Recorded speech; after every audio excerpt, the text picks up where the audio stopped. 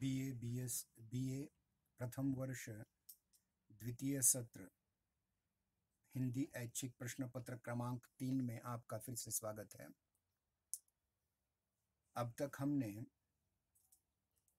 2 कहानियां पूर्ण की थी, जमींदार का दृष्टांत और एक टोकरी भर मिट्टी, और हमने तीसरी कहानी आरंभ की थी। उससे पूर्व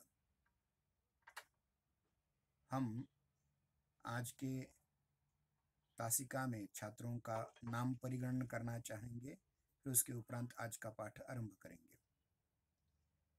हमारे हिंदी के ऐच्छिक के विषय लेने वाले छात्रों में दुर्गेश नावेकर, दुर्गा वानोड़े, तुकाराम थगनारे, आदिल शेख,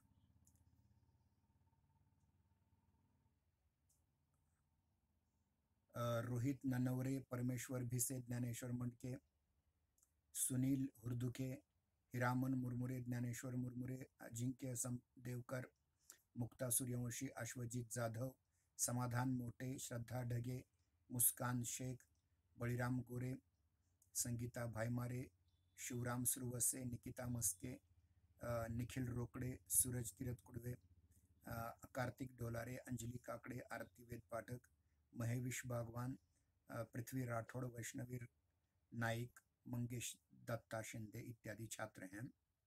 और आज हम उसने कहा था इस कहानी का तीसरा भाग आरंभ करेंगे। 2 भाग पहले ही हो चुके हैं। आदिल, आवाज सुनाई दे रहे हैं ना? आदिल जी, आवाज सुनाई दे रही है? हाँ सर, आ रही है। ठीक है। तो देखिए कि एक कहानी हमने आरंभ की थी जिसका शीर्षक था उसने कहा था। इस कहानी में एक ऐसे सिख योद्धा की कहानी है जिसने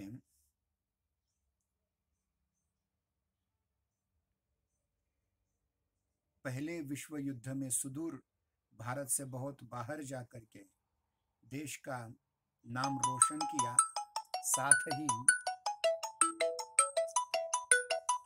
बीच में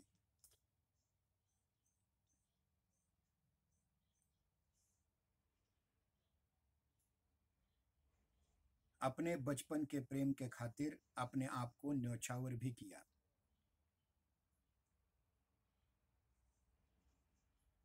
तो इसकी जो कहानी है उसे हम देखना चाहेंगे।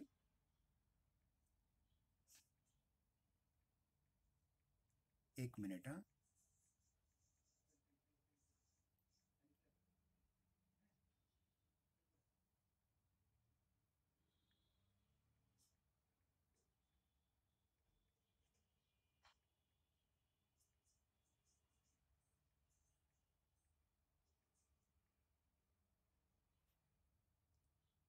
ठीक है। तो देखिए कि लहना सिंह नाम का एक सिख योद्धा है। वह पहले विश्व युद्ध में भारत छोड़ करके अन्य देशों में चला गया है, पाश्चात्य देशों में, और उसके साथ उसकी पलटन है। उस पलटन का जो मुख्य सूबेदार है हजारा सिंह, उसके कुछ मित्र हैं साथ में, वजीरा सिंह, हजारा सिंह का बेटा बोधा सिंह वगैरह। तो देखिए कि यहाँ बोधा सिंह को बचाने के लिए लहना सिंह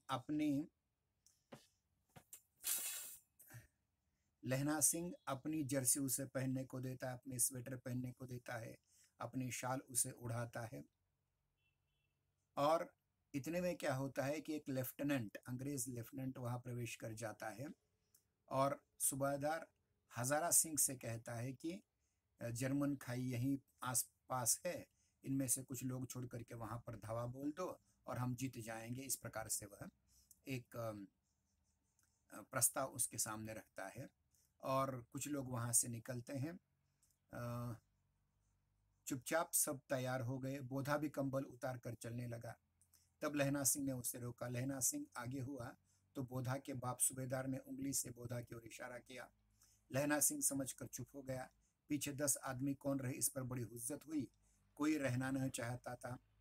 समझा बुझा कर सूबेदार ने मार्च किया। लेफ्टिनेंट साहब लहना की सिगड़ी के पास मुंह फेर कर खड़े हो गए। और जेब से सिगरेट निकालकर सुलगाने लगे।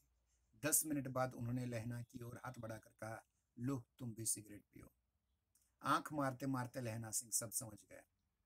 मुंह छिपाकर बोला, लाओ साहब। हाथ आगे करते ही उसने सिगड़ी के उजाले में साहब का मुंह देखा, बाल देखे, तब उसका माथा ठनका। लेफ्टिनेंट साहब के पट्टियों वाले बाल एक दिन में कहां से उड़ गए, और उनकी जगह कैदियों से कटे हुए बाल कहां से आ गए। शायद साहब शराब पिए हुए हैं और उन्हें बाल कटवाने का मौका मिल गया हो।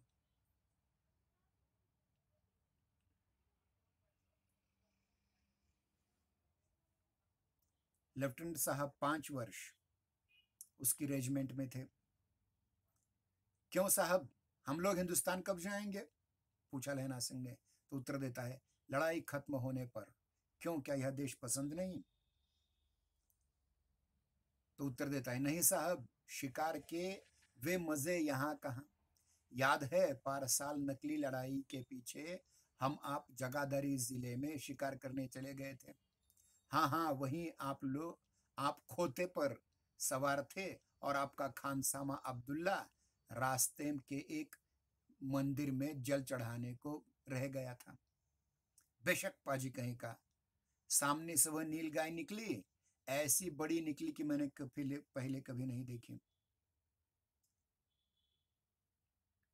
और आपकी एक गोली कंधे में लगी और पुट्ठे में निकली। ऐसे अफसर के साथ शिकार खेलने में मजा आता है। क्यों साहब, शिमले से तैयार होकर उस नीलगाय का सिर आ गया ना? आपने कहा था कि रेजिमेंट की मेस में लगाएंगे। लेफ्टिनेंट कहता है, हाँ हाँ, वह मैंने विलायत भेज दिया। ऐसे बड़े बड़े सिंह 2-2 फुट के होंगे। लहना, हाँ लहना सिंह। लेफ्टिनेंट कह रहा है, हाँ लहना सिंह, 2 फुट 4 इंच के थे। तुमने सिगरेट नहीं पिया? पीता हूँ साहब, दिया सलाई ले आता हूँ, कह करके लहना सिंह खंदक में घुसा। अब उसे संदेह नहीं रहा। उसने झटपट निश्चय कर लिया कि क्या करना चाहिए। अब तक देखिए, एक बात यहाँ कहना चाहूंगा कि यहाँ जो लेफ्टिनेंट आया हुआ है वो अंग्रेज नहीं, वो जर्मन है। इन्हें फंसाने के लिए आया हुआ है, और उसकी पहचान करने के लिए लहना सिंह ने कुछ आइडिया की, कुछ क्लिप्तियाँ की, जिसकी वजह से वह पहचान में आया कि वह इनका आदमी नहीं है बल्कि शत्रु पक्ष का आदमी है। पहली चीज क्या समझी उसने? ध्यान रखिए, सिख कभी भी सिगरेट नहीं पीते, तंबाकू कभी भी नहीं पीते, सिगरेट पहली चीज। दूसरी चीज यह है कि कोई भी मुसलमान व्यक्ति मंदिर में जल चढ़ा नहीं सकता। मंदिर में प्रवेश ही नहीं है उसको, तो वो कैसे मंदिर में जल चढ़ाएगा?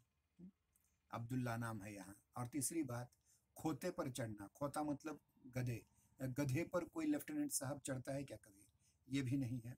और सिर्फ महत्वपूर्ण बात की, नीलगाय जो होती है हिरण की तरह होती है, उसके सिंग अधिक से अधिक 6 इंच के होते हैं, और वो कहता है कि 2 फुट 4 इंच। मतलब ये सारा जान करके लहना सिंह का माथा टनका, और उसने समझ लिया कि उसे अब क्या करना है।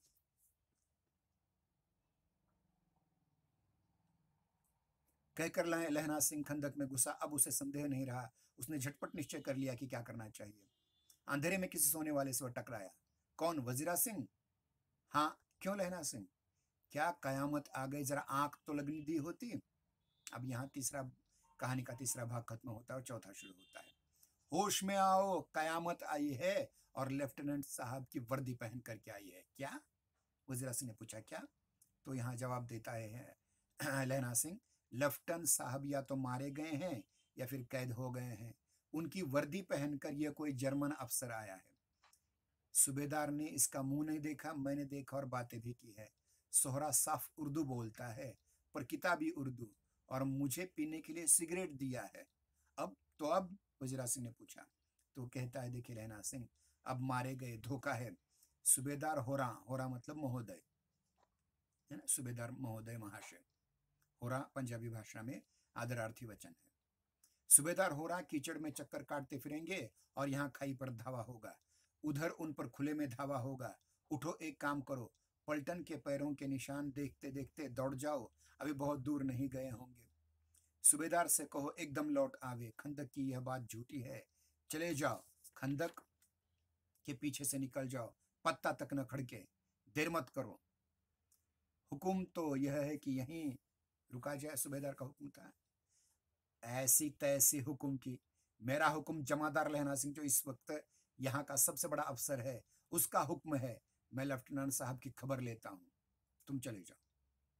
पर यहाँ तो तुम 8 ही हो, 8 नहीं 10 लाख, एक एक अकालिया सिख 1.25 लाख के बराबर होता है, चले जाओ। आप जानते हैं कि जब गुरु गोविंद सिंह जी ने, जो सिख धर्म के 10वें धर्मगुरु थे, उन्होंने एक संप्रदाय का गठन किया था। और उस संप्रदाय के गठन में ये कहा था कि जो उनका साथ देगा वह 1.25 लाख के बराबर होगा। चिड़िया से बाज लड़ाऊं 1.25 लाख, एक एक सिख 1.25 लाख के बराबर का होता है, ये उन्होंने सिद्ध करने का प्रयास किया था। यानी 1.25 लाख दुश्मनों को वो हरा सकता है, इस प्रकार की भावना उस हमारे धर्मगुरु, बहुत महत्वपूर्ण गुरु गोविंद सिंह जी का कहना था। तो यहाँ 8 नहीं, 8 का 1.5 लाख या 1.25 लाख गुना 10 लाख होता है। लौटकर खाई के मुहाने पर लहना सिंह दीवार से चिपक गया। उसने देखा कि लेफ्टिनेंट साहब ने जेब से बेल के बराबर के 3 गोले निकाले, छोटे छोटे बम। तीनों को जगह जगह खंदक की दीवारों में घुसेड़ दिया और तीनों में एक तार सा बांध दिया। तार के आगे सूत की गुत्थी थी जिसे सिगड़ी के पास रखा। बाहर की तरफ जाकर के एक दिया सलाई जला करके गुत्थी पर रख दी, मतलब वो बम चेता दिए, उसे आग लगा दी। बिजली की तरह दोनों हाथों से उल्टी बंदूक को उठाकर लहना सिंह ने साहब की कोहनी पर दे मारा। खट करके बंदूक का साफा मार दिया, जो बंदूक का पीछा भाग रहता है ना यहाँ लगाने का, वो मार दिया। धमाके के साथ साहब के हाथ से दिया सलाई गिर पड़ी। लहना सिंह ने एक कुंदा साहब की गर्दन पर मारा और साहब ऑ मीन गॉड, मतलब ओ माय गॉड का जो जर्मन भाषा में ओ माय गॉड जिसे कहा जाता है, उसको कहा उसने ओह मीन गॉड कहते हुए चित्त हो गए। लहना सिंह ने तीनों गोले बिन करके खंदक के बाहर फेंके और साहब को घसीट कर सिगड़ी के पास ले आया। जेबों की तलाशी की, 3-4 लिफाफे और एक डायरी निकालकर उन्हें अपनी जेब के हवाले कर दिया। साहब की मूर्छा हटी। साहब जो जर्मन था वो होश में आया। लहना सिंह हंसकर बोला, क्यों लेफ्टिनेंट साहब, मिजाज कैसा है? आज मैंने बहुत सी बातें सीखी। यह सीखा कि सिख सिगरेट पीते हैं, यह सीखा कि जगाधरी जिले में नील गाय होती हैं और उनके 2 फीट 4 इंच लंबे सींग होते हैं। यह सीखा कि मुसलमान खानसामा मूर्तियों पर जल चढ़ाता है और लेफ्टिनेंट साहब खोते पर चलते हैं, गधे पर यह तो कहो, ऐसी साफ उर्दू कहाँ से सीखाए? हमारे लेफ्टिनेंट साहब तो बिना डैम के 5 लफ्ज भी बोला नहीं करते थे। लहना ने पतलून की जेबों की तलाशी नहीं की थी। साहब ने मानो जाड़े से बचने के लिए दोनों हाथ जेब में डाल दिए। लहना सिंह कहता गया, चालाक हो बड़े, पर माझे का लहना इतने बरस लेफ्टिनेंट साहब के साथ रहा है, उसे चकमा देने के लिए 4 आंखें चाहिए। 3 महीने हुए एक तुर्की मौलवी मेरे गांव में आया था, औरतों को बच्चे होने का तावीज बांटता था और बच्चों को दवाई देता था। चौधरी के बड़ के नीचे मंजा बिछाकर, मतलब खटिया बिछाकर हुक्का पीता रहता था और कहता था जर्मनी वाले बड़े पंडित हैं, वेद पढ़ पढ़ कर उससे विमान चलाने की विद्या जान गए हैं। गौ को नहीं मारते, गौ हत्या नहीं करते। हिंदुस्तान में आ जाएंगे तो गौ हत्या बंद कर देंगे। मंडी के बनियों को बहकाता था कि डाक खाने से रुपया निकाल लो, सरकार का राज जाने वाला है, मतलब अंग्रेज सरकार का राज जाने वाला है। डाक बाबू पोलूराम भी डर गया था। मैंने मुल्ला जी की दाढ़ी मूंड दी और गांव से बाहर निकाल कर कहा था, मेरे गांव में अब पैर रखा तो तोड़ दूंगा। साहब की जेब से पिस्तौल चली और लहना सिंह की जांघ में गोली लग गई। इधर लहना की हेनरी मार्टिनी, उस समय जो बंदूक थी, राइफल, उस राइफल का नाम है हेनरी मार्टिनी, ध्यान रहे। हेनरी मार्टिनी के 2 फायरों में साहब की कपाल क्रिया कर दी, बराबर यहाँ 2 गोलियां मार दी और मर गया। धड़ाका सुन करके सब लोग दौड़ पड़े। बोधा चिल्लाया, क्या है? बोधा सिंह जो बीमार था, सूबेदार हजारा सिंह का बेटा था, वो भी चिल्लाया, क्या है? लहना सिंह ने उससे कहकर सुला दिया कि एक हड़का हुआ कुत्ता आया था, मार दिया। और औरों से सब हाल कह दिया। सब बंदूकें लेकर के तैयार हो गए। लहना ने साफा फाड़ करके घाव के दोनों पर और पट्टियां कसकर बांधी थी। घाव मांस में ही था। पट्टियों के कसने से लहू निकलना बंद हो गया। इतने में 70 जर्मन चिल्ला करके खाई में घुस पड़े। सिखों की बंदूकें भी बाढ़ ने सिखों की बंदूकों की बाढ़ ने पहले धावे को रोका, पर यहाँ थे 8। लहना सिंह तक तक कर मार रहा था। वो खड़ा था और सब लेटे हुए थे। और वे 70, देखिए वे 70 थे और ये केवल थे 8। अपने मुर्दा भाइयों के शरीरों पर चढ़ करके जर्मन आगे घुसे आते थे। थोड़े ही मिनटों में वे जीतने वाले थे। इतने में अचानक आवाज आई, वाह गुरु की फतेह, वाह गुरु जी का खालसा। ये जो सिखों का युद्ध नारा है। और धड़ाधड़ बंदूकों के फायर जर्मनों के ऊपर पड़ने लगे। ऐन मौके पर जर्मन 2 चक्की की पाटों के बीच में आ गए। पीछे से सूबेदार हजारा सिंह के जवान आग बरसाते थे और सामने लहना सिंह के साथी संगीन चला रहे थे। संगीन जो बंदूक के आगे लगा हुआ चाकू होता है, भाले जैसा, वो उनके शरीर में घुसा रहे हैं। पास आने पर पीछे वालों ने भी संगीन पिरोना शुरू कर दिया। एक किलकारी और, अकाल सिखों की फौज आई, वह गुरु जी की फतेह, वह गुरु जी का खालसा। सत श्री अकाल पुरख। और लड़ाई खत्म हो गई। 63 जर्मन या तो खेत रहे या फिर कराह रहे। खेत रहे मतलब मर गए, या फिर कराह रहे थे। सिखों में 15 के प्राण गए। सूबेदार के कंधे से गोली आर पार निकल गई थी। लहना सिंह की पसली में एक और गोली लगी थी। उसने घाव को खंदक की गीली मिट्टी से, कीचड़ से पूर कर लिया और बाकी का साफा कस करके कमरबंद की तरह लपेट लिया। किसी को खबर न हुई कि लहना को दूसरा भारी घाव लगा है। लड़ाई के समय चांद निकला आया था। ऐसा चांद जिसके प्रकाश से संस्कृत कवियों का दिया हुआ क्षत्रिय नाम सार्थक होता है, और मतलब जो क्षत क्षत होता जाता है, ऐसा चांद। और हवा ऐसे चल रही थी जैसे बाणभट्ट की भाषा में दंत वीणोपदेशाचार्य, मतलब cut cut cut cut cut cut दांत वीणा बन जाए ऐसे। वजीरा सिंह कह रहा था कि कैसे मन मन भर फ्रांस की भूमि मेरे बूटों से चिपक रही थी जब मैं दौड़ा दौड़ा सूबेदार के पीछे गया था। सूबेदार लहना सिंह ने से सारा हाल सुन और कागजात पाकर उसकी तीव्र बुद्धि को सराह रहे थे और कह रहे थे कि आज तू न होता तो आज सारे मारे जाते। इस लड़ाई की आवाज 3 मील दाहिनी ओर की खाई वालों ने सुन ली थी। उन्होंने टेलीफोन कर दिया था।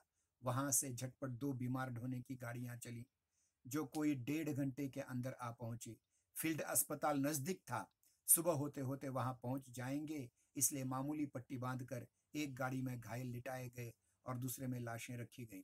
सूबेदार ने लहना सिंह की जांघ में पट्टी बांधवानी चाहिए, पर उसने कहकर टाल दिया कि थोड़ा सा घाव है, सवेरे देखा जाएगा।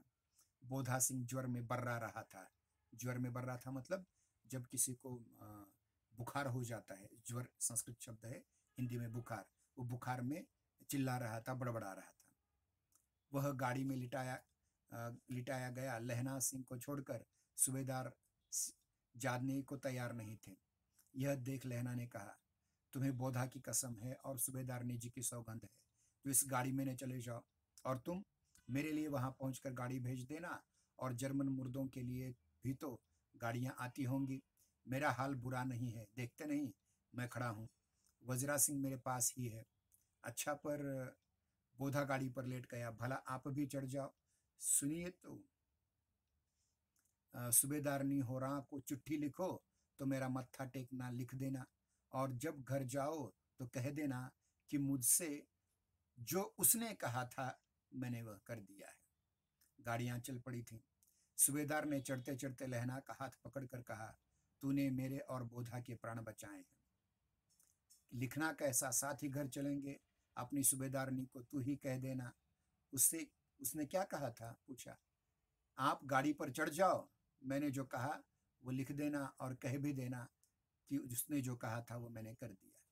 गाड़ी के जाते ही लहना लेट गया। वजीरा पानी पिला और मेरा कमर बंद खोल दे, तर हो रहा है। तो ये इस कहानी का चौथा भाग था। पांचवा भाग हम कल लेंगे। थोड़ी सी देर हुई आज शुरू करने में। कल बराबर 8:40 पर ज्वाइन हो जाएगा। तब तक के लिए धन्यवाद।